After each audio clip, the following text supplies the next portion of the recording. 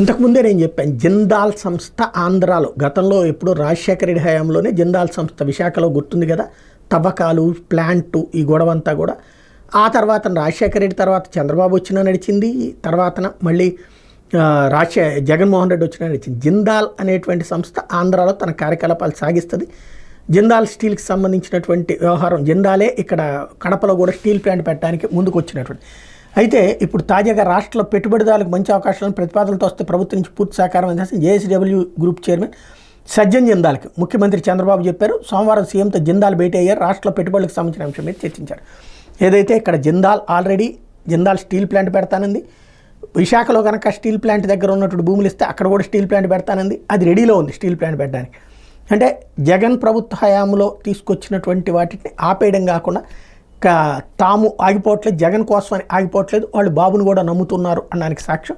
తద్వారా పెట్టుబడుల కంటిన్యూటీకి చంద్రబాబు గారు మంచి స్కోప్ ఇచ్చారు.